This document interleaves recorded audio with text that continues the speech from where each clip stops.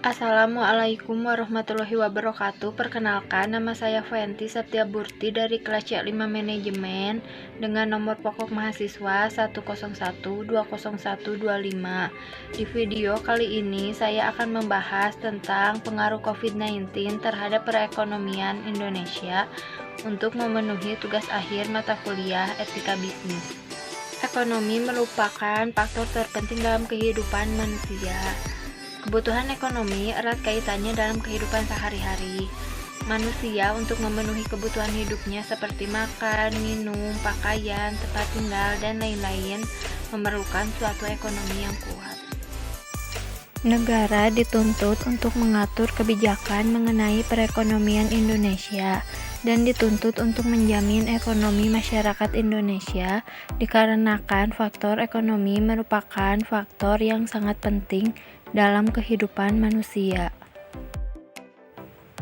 Selain ekonomi merupakan faktor terpenting dalam kehidupan manusia, faktor ekonomi tersebut juga merupakan faktor pendukung pembangunan nasional, dikarenakan pertumbuhan ekonomi sebuah negara yang baik dapat meningkatkan sebuah pembangunan nasional. Pada tahun 2020, COVID-19 menjadi perhatian yang sangat besar bagi bangsa Indonesia. Banyak kerugian yang ditimbulkan dari pandemik ini yang berdampak pada perekonomian Indonesia. Setelah mengalami peningkat kasus yang melesat dengan kurun waktu yang sangat cepat, pemerintah membuat kebijakan dalam mengatasi pandemi COVID-19. Dengan berlakunya PSBB yang tercantum dalam Peraturan Pemerintah Nomor 21 Tahun 2020, dengan adanya PSBB tersebut, semua kegiatan yang biasa dilakukan terpaksa terhenti. Seluruh kegiatan di bidang industri maupun perkantoran untuk sementara waktu terpaksa berhenti untuk beroperasi.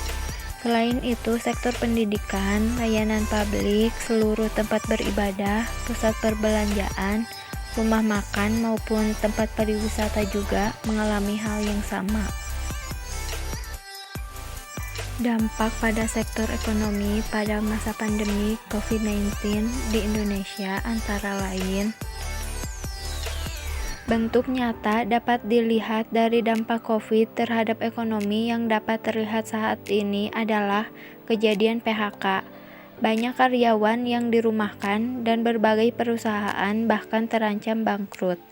Sebanyak 114.340 perusahaan telah melakukan PHK dan merumahkan tenaga kerja dengan total yang terkena telah mencapai angka 1.943.916 orang, perusahaan dengan persentase 77% sektor formal dan 23% dari sektor informal. Jika pandemik ini berlangsung lama, kemungkinan besar jumlah tersebut akan terus bertambah. Akibat hal tersebut, banyak aspek-aspek lain yang terkena, antara lain pekerja harian lepas, pelaku UMKM, usaha restoran, dan usaha lain yang melibatkan orang banyak. Dampak ini secara otomatis akan mempengaruhi penurunan daya beli masyarakat, yang mana perputaran uang yang menjadi sangat minim di tengah masyarakat, serta pada saat yang sama juga produksi barang yang terbatas dan menyebabkan defisit perdagangan. Perekonomian di Indonesia terganggu akibat pandemi COVID-19 ini terjadi pada mekanisme pasar, bukan berdampak hanya pada fundamental ekonomi real saja. Terganggunya mekanisme pasar ini dapat melenyapkan surplus ekonomi yang mempengaruhi permintaan dan penawaran. Mekanisme pasar yang terganggu akibat dampak COVID yang melenyapkan surplus ekonomi.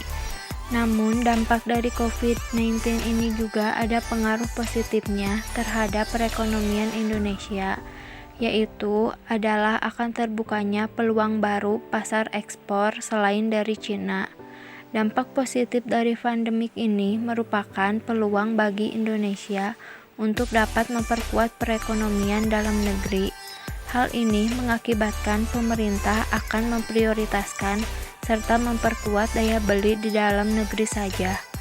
Dengan hal ini, pemerintah bisa memanfaatkan dengan baik agar investasi tetap stabil walaupun pertumbuhan ekonomi yang terjadi saat ini sedang terancam secara global.